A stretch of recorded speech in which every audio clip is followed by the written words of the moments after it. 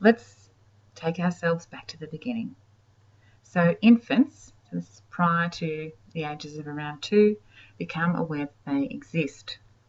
So we're talking about children or infants at around 18 months of age recognising themselves in front of the mirror.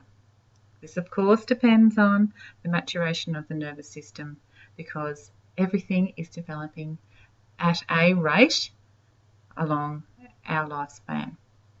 So we've got eyesight and the brain working for us, and it starts to give us this opportunity to recognise that we have our own figure. At this time, babies smile.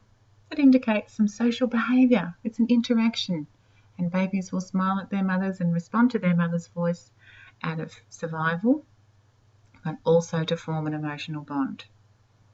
So all basic emotions, such as anger, fear and joy, are learnt by 2 years of age.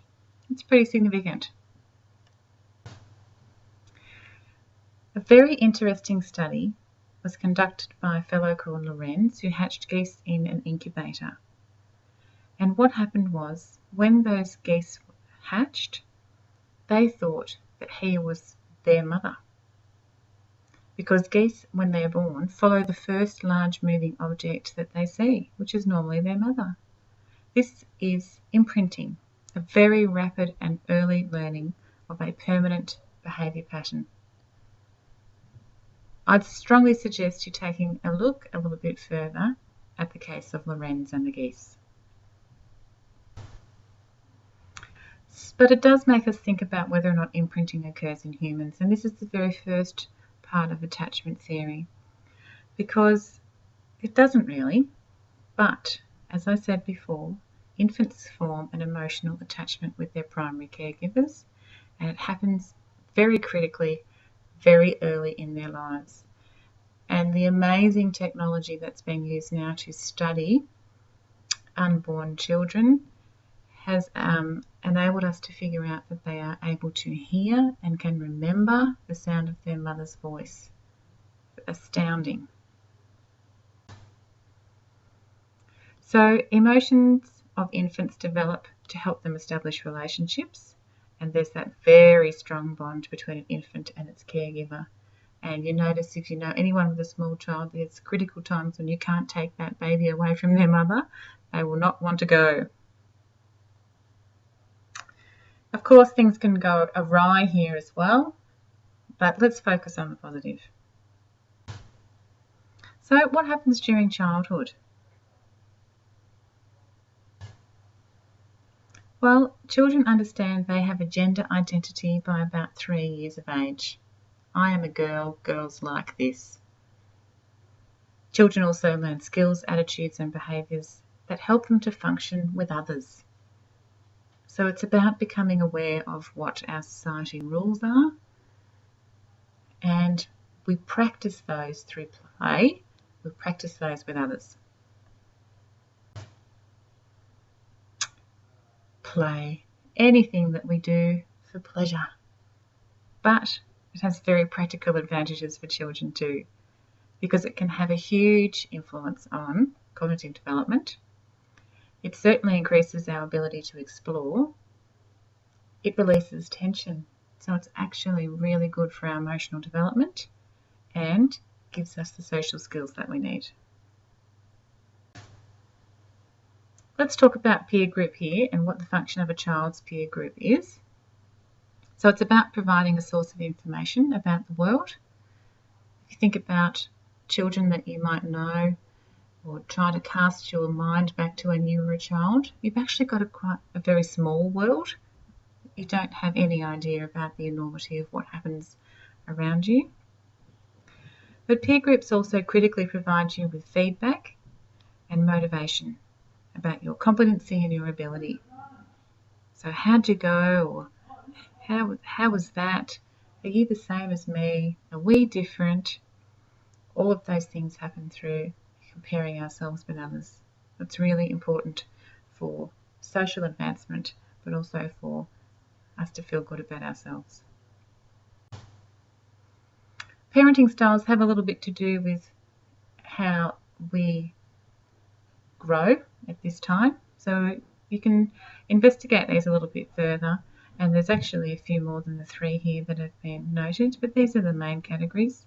So we can have a parent that's a real authoritarian with very rigid rules and requires strict obedience, doesn't give their children very many rights, and the child is expected to stay out of trouble and accept that what the parent says is right.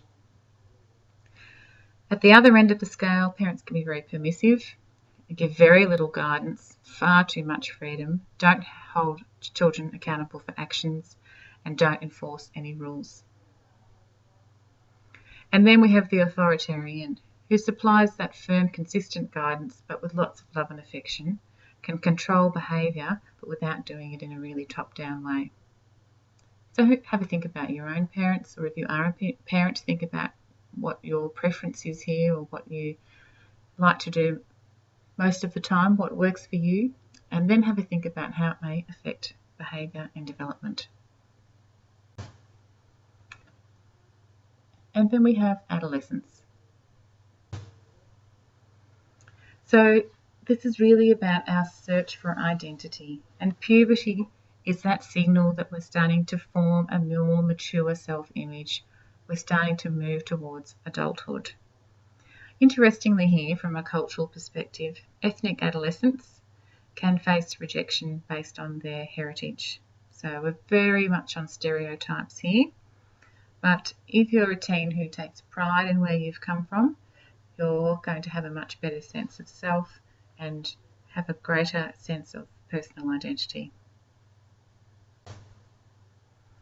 In a social and emotional context, it's a great time for social development because we're talking about morals and values and politics and relationships and our futures with our peer group. And at this time, we're also coping with puberty, and that has a lot to do with how we perceive ourselves and our self-esteem. And we're starting to conform with our peer group and not so much with our parents. Puberty also increases our awareness of our own body, and so we become more tuned into it again, and we certainly become a lot more concerned about our physical appearance.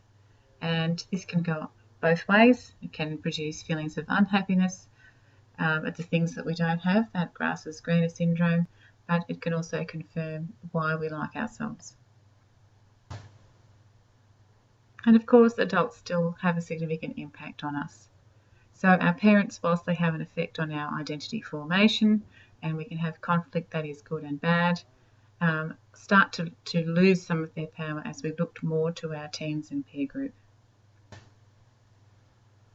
So there's increased identification with peers, and they, funnily enough, share our social status. They share all of the things that we have in common with our parents.